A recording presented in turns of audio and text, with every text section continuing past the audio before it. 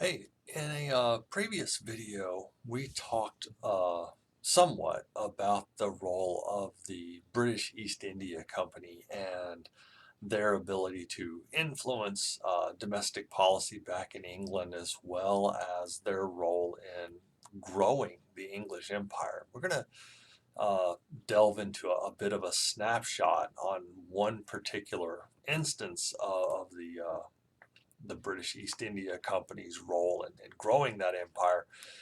And this topic is the Opium Wars that occurred in China. And these spread out from 1839 till about 1860. We're really going to only hit the early aspects of that. But this is an international drug war.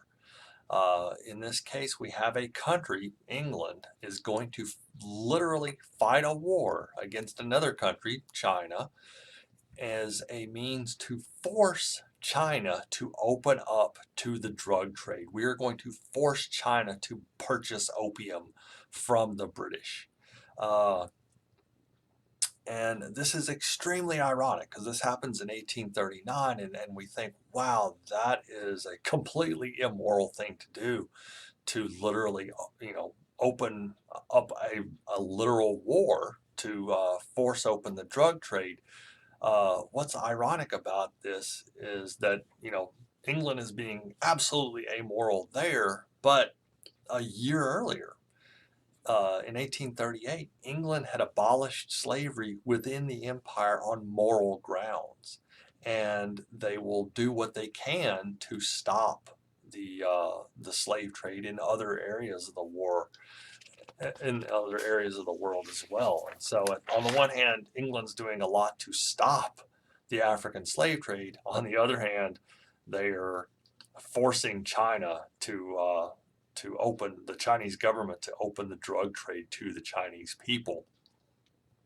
Uh, Strangely, this starts with tea. Uh, you know, Several hundred years ago, 1645, tea arrived in England largely from China. And over the years, over the centuries, it had become extremely popular. At first, it was only available really for the richest people on the royal court.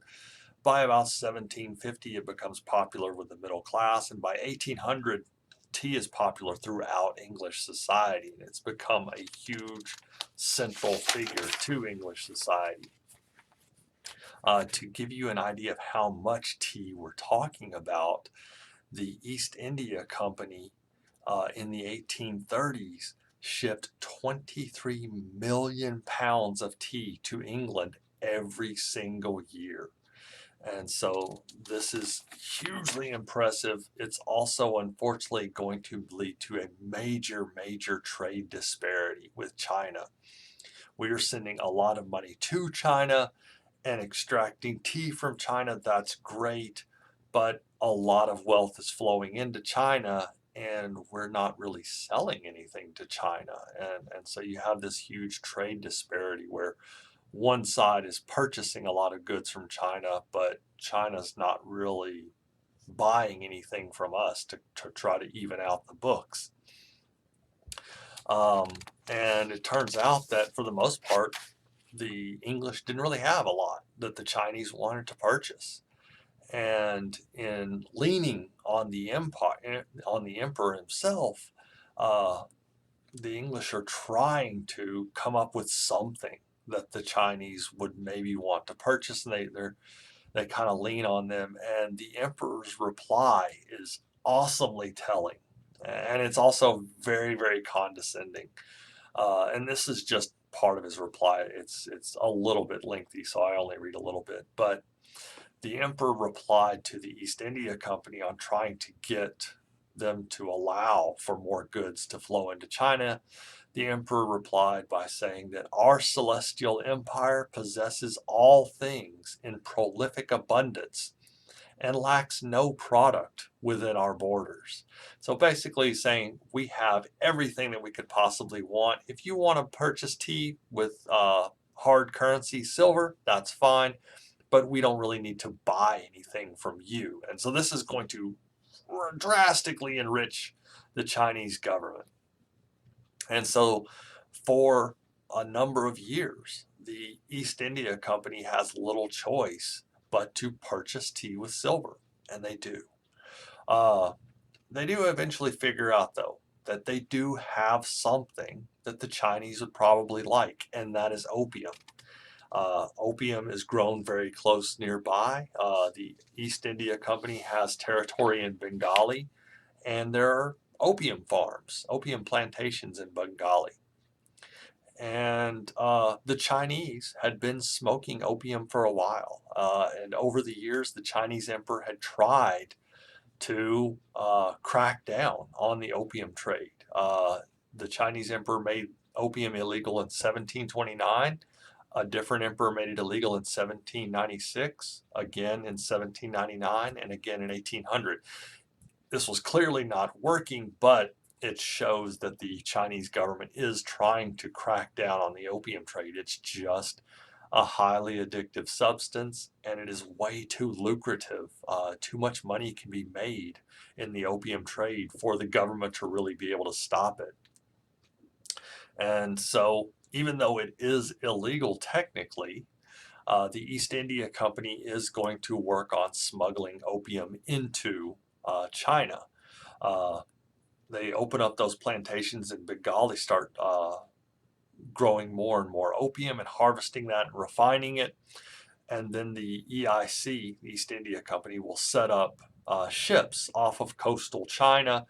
And just so that they have some claim, some plausible deniability that they're involved in smuggling, they don't actually take this into China. They set up off the coast of China. They sell it to private ships. There's not the East India Company's ships, and then those guys will then sell to local smugglers. So they are just selling to people out on the open ocean.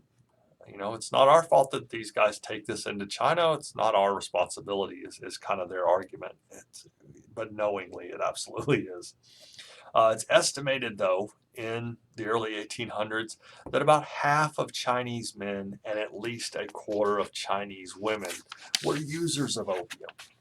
Not all of them are addicts, but we see the scale. There are a tremendous number of people in China, and if half of the Chinese men are occasionally using opium, that is a tremendous amount of profit to be made. And so now we've adjusted the balance of trade. Rather than silver flowing into China to pay for tea, now tea and lots of silver are flowing out of China to pay for opium. And so the East India Company has reversed that balance of trade. Now we have a positive balance of trade for the EIC. And to give you an idea of how much opium we're sending into China, just like we had that idea of how much tea we're taking out of China, in the 1830s, over 30,000 chests of opium were brought in each year. And in each of those 30,000 chests, there are 150 pounds of refined opium. So there's a tremendous amount of opium flowing into China and, you know, creating lots and lots of addicts and creating lots of domestic problems for China. And a reform group pops up, and the Emperor Du Gang, is going to be a part of those reforms. One of the big reform movements that we're going to do is to execute all of the opium dealers. So if you're caught selling opium, we're going to kill you. Users as well. Users are going to be given a 1-year suspended death sentence. So basically the Chinese government is saying you have 1 single year to get clean or we're going to execute you. And we're using that as motivation. On top of those reforms, the Chinese government is going to demand that the East India Company, with those stocks of opium that are hanging out just off the coast of China, they're going to have to turn over all of that opium that's in those ships that are waiting out in the open sea. And in a push they're going to lean on the British Superintendent of Trade in Canton, a Captain Charles Elliot. And Elliot is going to require, because he doesn't really have too much of a choice, he's going to require that the East India Company turn over all of the opium that they have on hand. That's 1,700 tons of opium. And he leans on the EIC to do this, and he gives them the promise that, hey, absolutely, you will be compensated for this, but you do have to turn it over to the Chinese government for now. All of that opium, 1,700 tons, which is worth a tremendous amount of money, all of that's going to be destroyed. The Chinese dig trenches near the coastal areas, and they're going to mix it with mud and then allow it to be washed out to sea. The East India Company is not going to stand for that. They stand to lose a tremendous amount of money. And so tensions are going to grow. Again, Captain Elliot is going to pop into the picture. He, is there somewhat as a mediator, but his loyalties are with England as well as with the EIC. And so he is ultimately going to have English warships fire on Chinese warships that are trying to come out and confiscate more opium from the EIC. Also, remember when we were talking about the EIC the other day and talking about how they had their own warships and their own private army? The EIC is going to send a steam-powered ocean-going warship, which is really impressive. This is 1839, and we have a steam-powered ocean-going warship that the EIC owns. This warship is called the Nemesis. The Nemesis is going to blast all of the Chinese coastal forts in the area, and it's going to obliterate all of the Chinese warships. Most of the Chinese warships are half the size of the Nemesis. The Nemesis is going to sink them all.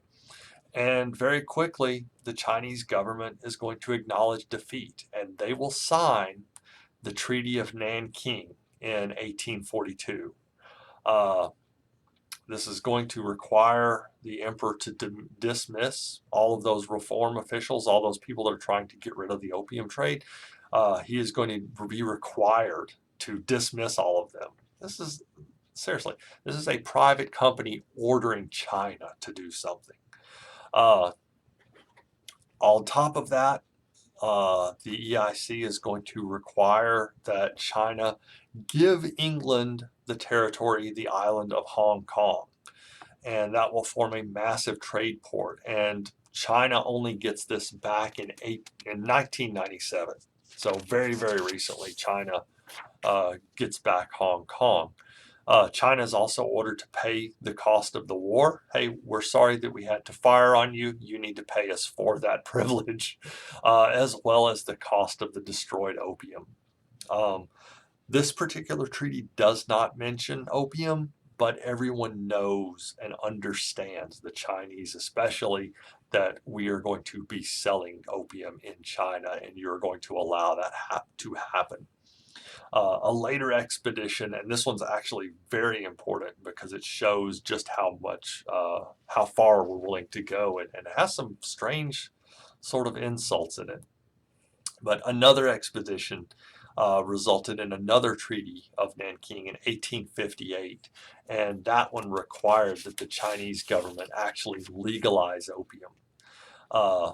After signing that, the emperor at the time, Emperor Shinfeng, he tried to back out of that treaty. I'm not really sure if I want to legalize opium in my country. And so an expeditionary force fought its way to Beijing, burned down the Imperial Summer Palace, looted lots of art and treasures out of it, and even stole the emperor's dog. The emperor had a small little Pekingese dog. The expedition stole his pet dog, literally, and took it back to England and gave it to Queen Victoria, and they named that dog Ludi. And after having his summer palace burned down, lots of his art stolen, as well as his dog, Emperor Shinfeng backed down.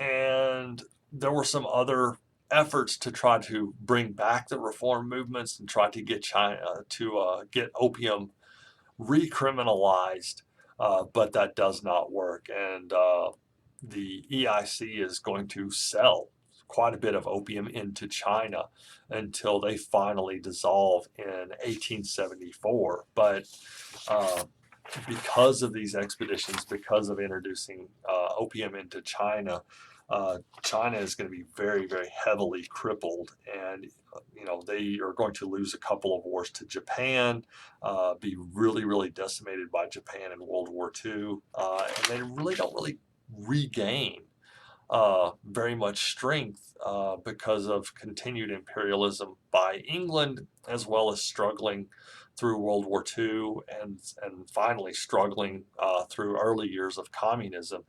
And it's really only been about 30 years or so when China has finally harnessed their manufacturing capability. So they're finally, you know, about 30 years ago, as of 2019, China has made a comeback and kind of gotten back on their feet. And so this early efforts at colonization and how that kind of leaves them crippled and unable to stand on their own for quite a bit of time is going to reverberate for a long, long time. So thanks.